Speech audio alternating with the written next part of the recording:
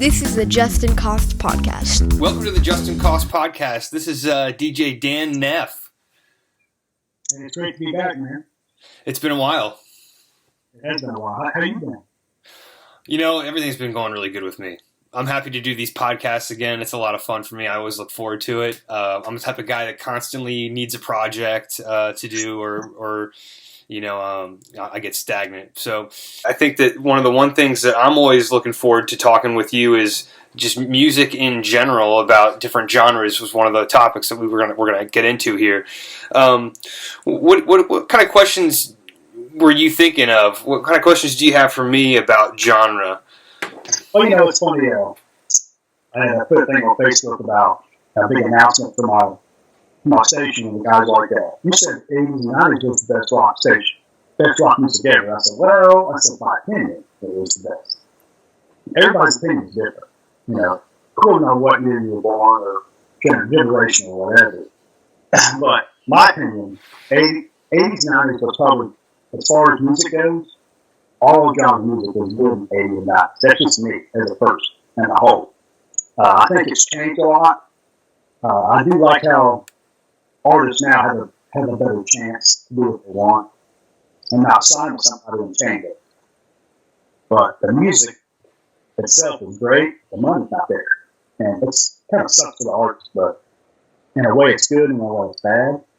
You know what I'm saying? Like, music is a lot different now. It's changed a lot. I mean, you can make music in your house on a computer and release it, and everybody can hear it. And I think that's a great thing. That's a good thing.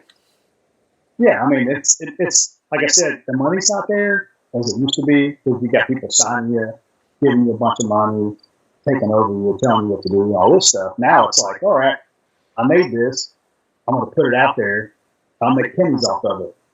But there's that slight chance that you may get picked up. Somebody may offer you a deal. It's different, but it's good, I think. It's like playing the lottery is what I tell people. And we have had that conversation before. It's like playing the lottery a little bit. But, if you prepare, if you have a good product, it should speak for itself, right? Oh, yeah. I mean, I've heard a lot of local people, and just people I went to school with, people around here, that they're just making really good music. It's different, and it's, I like it. They just don't get the chance to be out there and be heard. It's just, because of radio stations, they just play the same stuff over and over and over and over. They don't change it no more. And that's what I do. I'm trying to build something where you can hear new stuff, old stuff, and everything in between. That's what I'm trying to do. And it's a tough market. You've got 2 radio stations. Talk a little bit about those. Yeah, WSUT I started about 2.5-3 years ago, and it plays everything. It's the weirdest station you'll probably ever hear in your life. It'll play rap, rock, heavy metal, country, and local artists. I mean, it's you never know what you're going to hear. It's just like, what's next? You may go from banging your head to crying. But it's different, and I got a lot of people who love it. It grows every day. Like, every day, I get a new listener every day. And I'm not really doing much, just word of mouth. Putting it out there, and people hop on, they listen to it, and they like it. And it took a lot of work. It's different, yes. People do talk bad about it because they say, hey, I like rock, that's it. I don't want to hear something. And I get that, It's not built for that. It's built for people who like to hear everything. I can listen to hip-hop, rap, country, all within an hour, and I like it all. But not everybody's built that way. It's different. So it's a little bit harder to get it big, but it's just different. And that's what I like about it, because nobody else does it. They say, yeah, we play everything, but they really don't. They don't really play everything. They pick and choose genres and all that stuff. I literally play everything, maybe except for like classical or like, I got some bluegrass, but I'm on the fence, but I pretty much cover everything that's popular. I like jazz. You haven't mentioned jazz. Do you play any jazz? I've been told to play jazz, and I think I put any jazz on there. But if somebody would help me with like jazz music, I could definitely throw it on there, and it would not be a problem at all. I just need somebody who knows jazz can tell me what is good. Just put them on there. I'll tell you, because I listen to jazz a lot now, and it's something for me about lyrics I just sometimes don't want to listen to. And if you're just trying to, lay back and relax, then that's the best thing sometimes. There's a lot going on in jazz, typically. But the artist I would go for is Wes Montgomery. My grandparents used to listen to him all the time, and that's how I was introduced. Stan Getz is really great, and Dave Brubeck has a classic album, Time Out, Take 5, big popular hit. And of course, Miles Davis. He gets out there a little bit with a couple of his albums, but man, Miles Davis has, even his old work I really, really love. And Duke Ellington as well. So that's a good start, I would say. If you go deep into Duke Ellington, you will be blown away.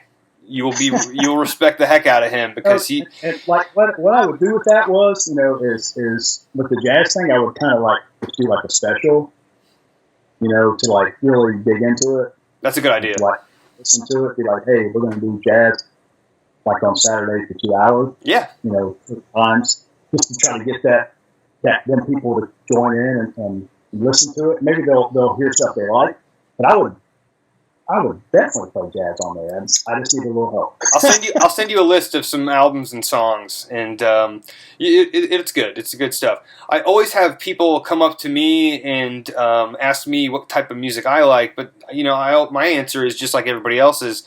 It's a little bit of everything. But is that true? Because I know the radio stations have done a lot of research into what they need to play, and there's a reason they do play what they play, because it's popular, and honestly, the recordings are really the best that get played on the radio. So that's something that I always shoot for. We have when I was in college, what we call commercially satisfactory, and that's what the public likes. But then technically satisfactory is how well it was recorded and engineered and played and performed and written, and those things really matter. I think both categories matter a lot there. Yeah, I mean, you want to play what people like. I mean, if you play stuff nobody knows, they're just going to turn the channel. I mean, it's a tough game. But I hear people tell me, I like your station because you play stuff that nobody else plays. So it's a juggle, man. It's either way. What about a band that can transform in the song, in the middle of the song, 2 or 3, maybe 4 times, completely different genres with each part, with each section, verse, chorus, bridge, and second verse, so forth? Maybe that's something you should do. I'm thinking about it. I've always had this thing in my head where music can go other places than it has, and that's one outlet that I think we've not explored yet. So yeah, I mean, with your background, you can pretty much cover it all. I think if anybody did it, you should be the one to do it. Obviously, you can send it to me, and I'll listen to it for you. Well, it's funny you say that. I've got a lead guitar player who's just coming back into town, and was in the Air Force, and so I'm really excited to have him back, and we're going to try to work something out for sure. And anybody listening to this, if you play bass, bring it on, because that's one thing I'm always needing as a bass player. I think that's a hard thing to find, unfortunately. So is Justin wanting to get him a band going? Is that what we're hearing? Yeah, because it's always cool to have your own side solo stuff like I've done, but it's fun. I've worked with Josh Cox recently on a song, and that was fun. But anytime you can collaborate, you tend to raise the bar a little bit. I'm a competitive person, so when I'm working and playing with other people, I want to do better, I want to write better, and great things happen with that. It makes you work harder. Yeah. And you work with other people that you think that are better, especially if you think they're better than you. Walt Disney used to force people to work together that didn't like each other, and he found that was a great way to improve your product and what you were doing. Hey, look at them. Look where they went with it. Right. I mean, that might be the right way to do it. Speaking of Justin, I was just doing my Amazon music, when I'm traveling and stuff, and I looked up some Justin costs and added him on my Amazon, which was good to see.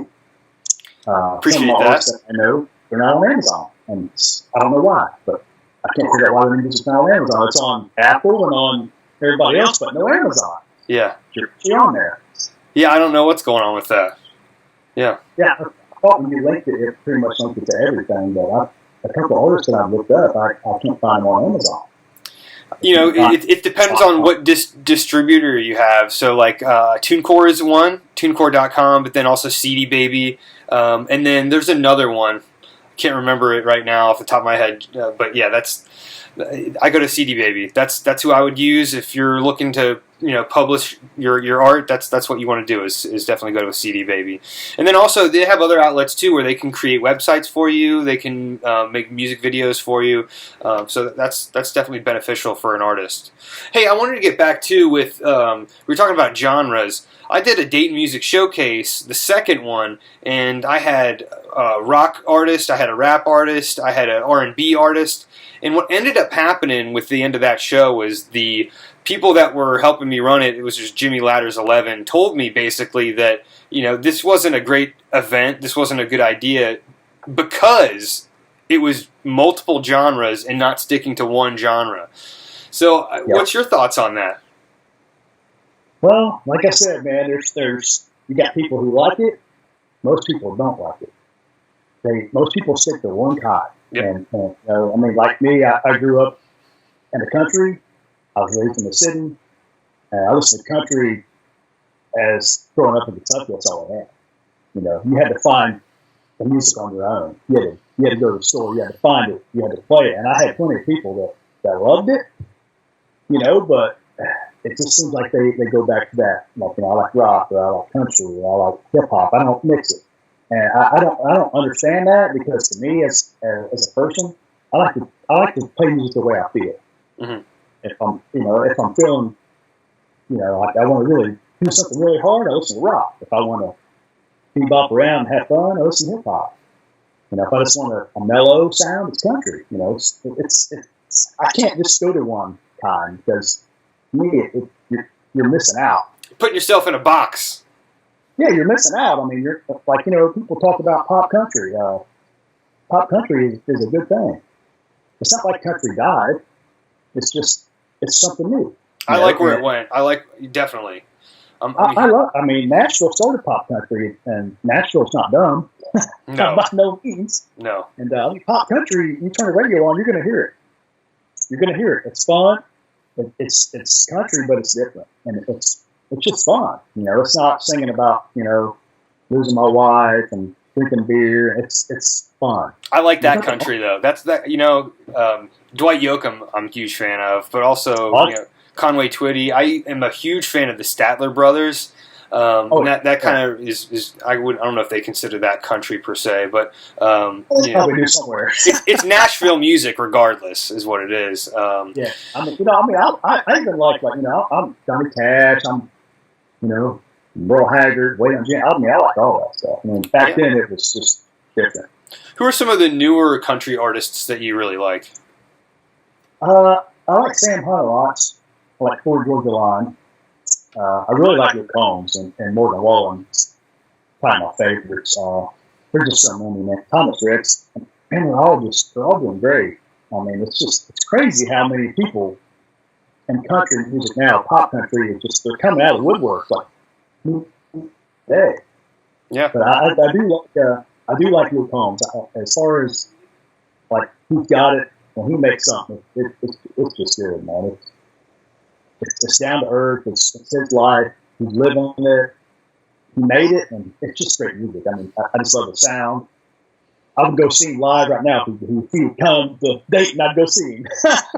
Sure. But I'm kind of gotten into Morgan Wallen. Have you heard of Billy Strings? Billy Strings, yes. Dust in a Baggie is probably my favorite song by him. He was just at the Rose. Yeah, he was just sold out. Yeah. I'm not surprised about that. I wanted to go, but it wasn't a good night for me. It was a weeknight. Yeah.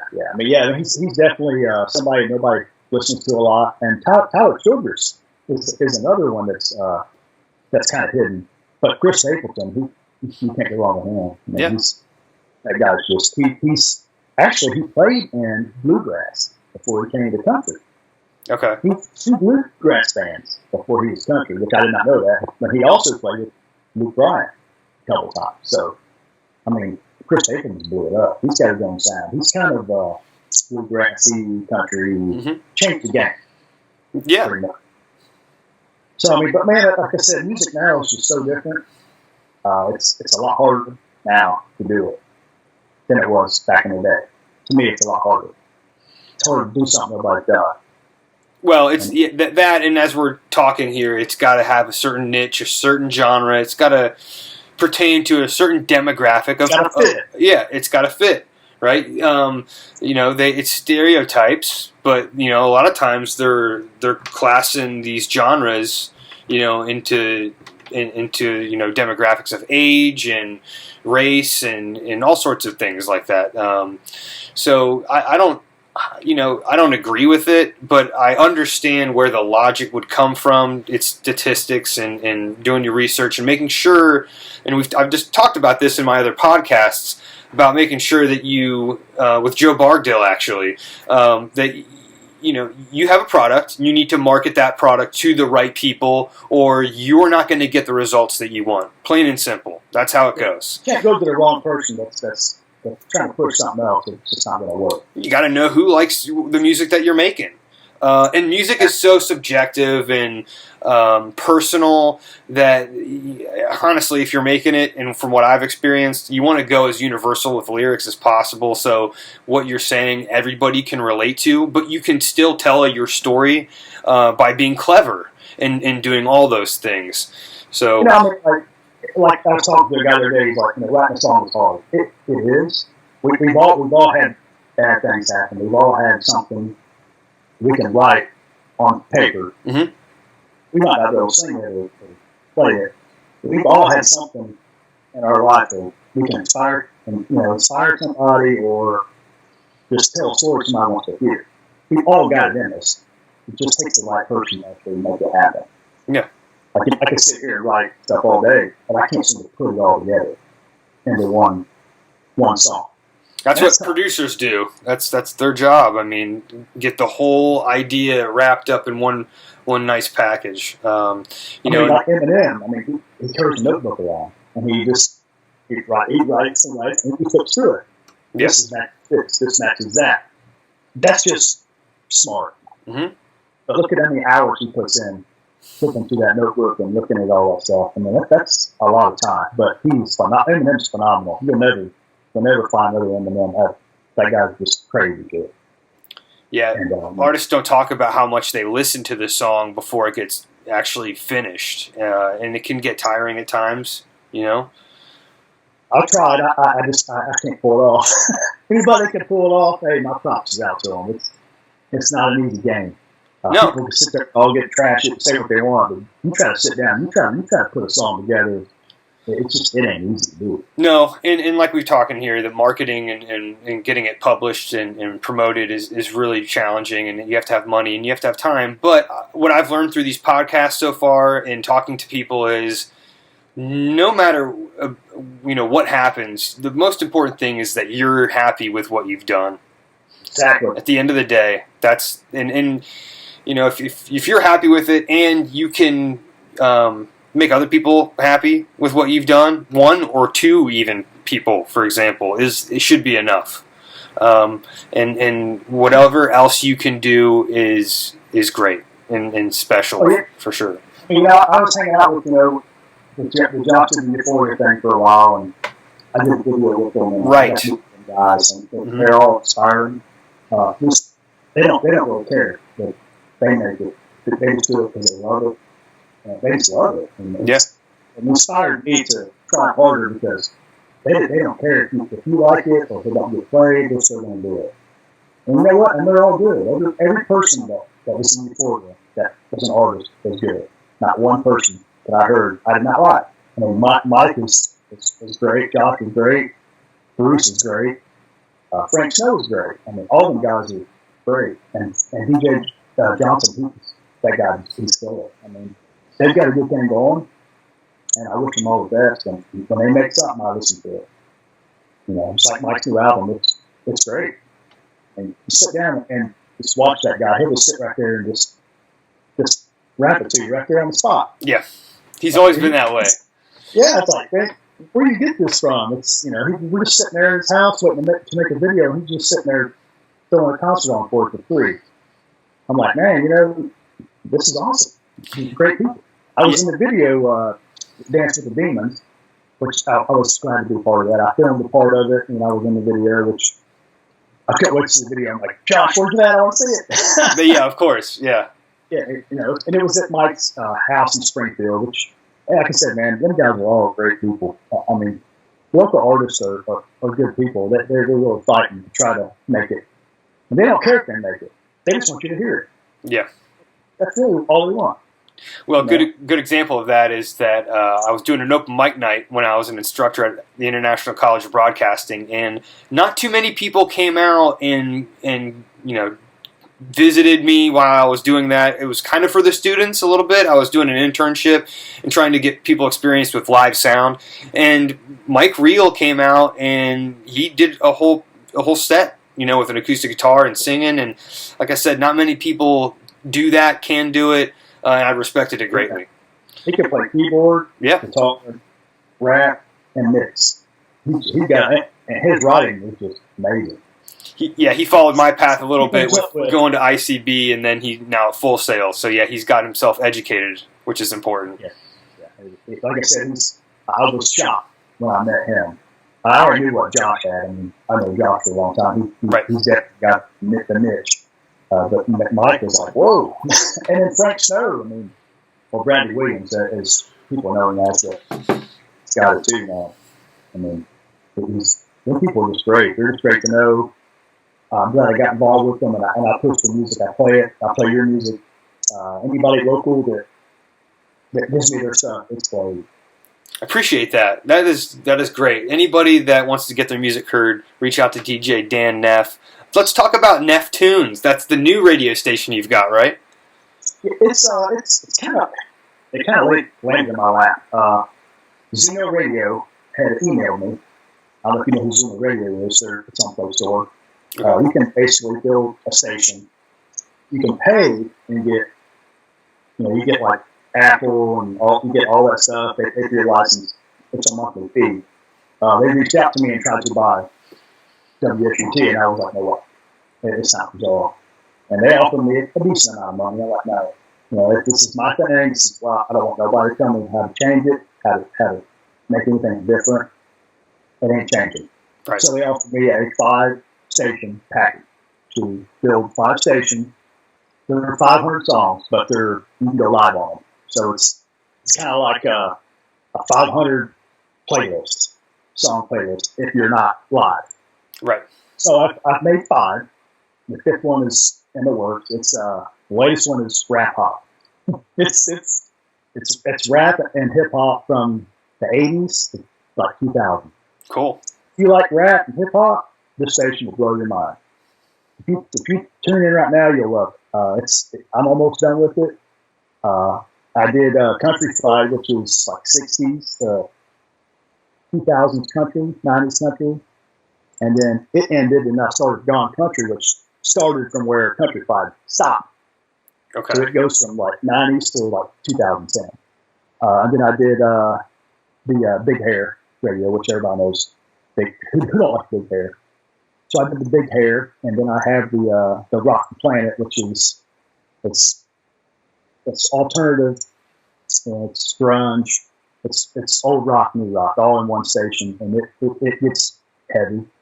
There's some metal in there. It gets pretty heavy, but it plays a lot of the newer stuff, which I think new rock is doing great. I mean, if you listen to Octane on Sirius Radio, the bands that are coming out making rock is just, man, it's so good. It's a little bit heavier than normal rock, but rock and roll is killing it right now as far as the genre goes, I think. So that's the 5 that I laid out, and they're doing really well. I ain't getting paid. They gave me a free ride to do 5. I was kidding. So I'll probably go live on them eventually. Okay.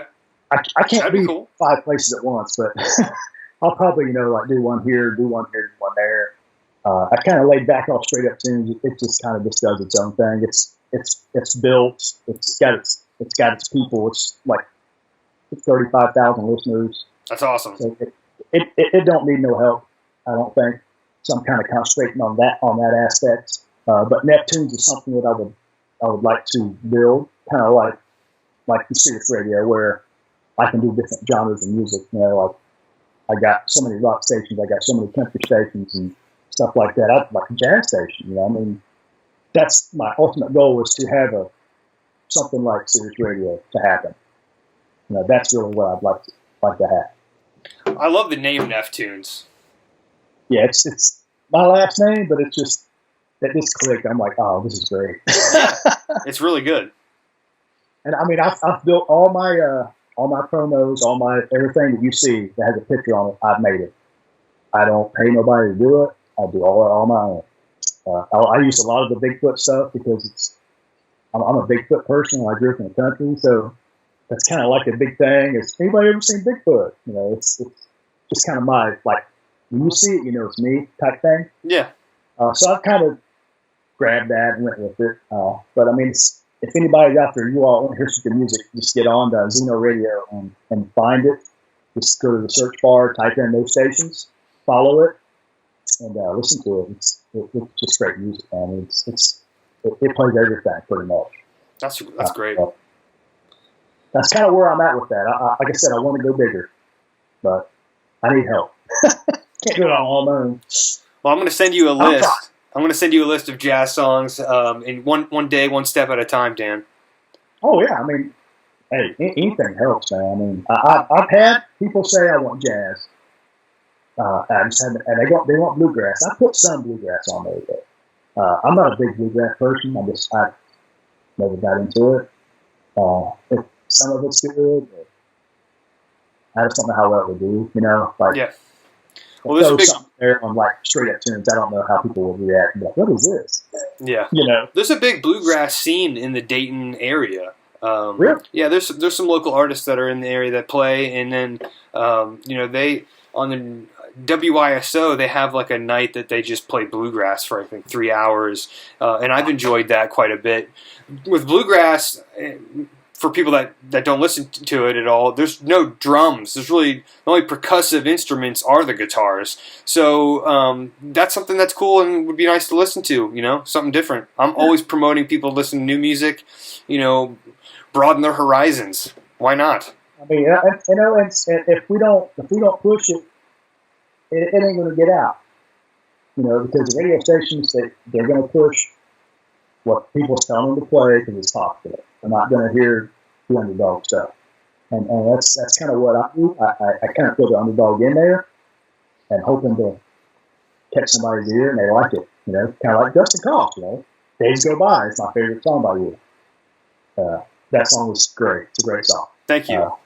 I mean, I know you had a new album out too, right? I do, yeah, Volume 6. But Days Go By, man, that song came purely from the heart for me. Every time I hear that song, it's like I can feel me in that song, and it tells a story. You know, what draw me to you is I love storytelling. If you can make me stop and listen to you and give me chills, you've done something. I don't tell you a whole lot of that story. You know, I tell you a little bit, not enough to know any details at all. But somebody, one of my wife's friends, heard that song and told her that, like, man, somebody hurt him a long time ago. And I always thought that was hilarious. And I was like, well, yeah, that's kind of what that song's about. But you can go back and make a part 2. Yeah, I probably will. Days Go By Part 2. That would be fun. That would be fun. Really? I don't like to give details, and I like to keep the mystery because you just never know. I mean, that could be used for later, and I talk about that on the podcast. Don't give away everything because those are trade secrets. You know, if you ever get big and people are listening to your music, you want to have those in your back pocket to, you know, put out a book, to maybe, you know, put a movie together about, you know, an autobiography, you know, movie. Autobiographical, so that's a tip that I always have. I would love to continue sharing some of that story at a later date about Days Go By, but nobody, not a whole. I mean, you care, my family cares. There's some people that like that song as well, but not enough for me to start spilling the beans about what truly inspired me to write that song. But again, that's why we want to listen to new music and try to get this rolling. Exactly. You know, and that's why I've done what I've done, and I've done it on my own. Not one single person song. It's all done by me. I've done it the way I want to do it. Nobody's going to tell me no different. That's just the way I am. I've got resources. I know how to make it work. I know how to get it out there. And nobody's going to buy it. If you want it, you can join the team, but it's not for sale. You know what I'm saying? Yeah. I like that approach. Yeah. Black Star took that approach recently where he only released it on one platform. It's kind of an obscure platform. So I thought that was neat. But yeah, DJ Dan Neff, man, thank you for talking with me. Everybody go listen to DJ Dan Neff, Xeno Radio, NeffTunes, and WSUT Straight Up Tunes Radio. If you can't find it, find me on Facebook, and I'll be sure to put you in the direction you need to go. Awesome. Hey, sounds good. Thank you for talking with me, Dan. No problem, Justin. Anytime, you just let me know, and I'll be glad to talk to you. You're a great person. Thank you. Like what you are as well, man. Thank you so much for that, and I love connecting with you. We'll do a part 3 next time. Whenever you're ready, you just holler out. All right. Take care, Dan. I'll see you later, Justin. See ya.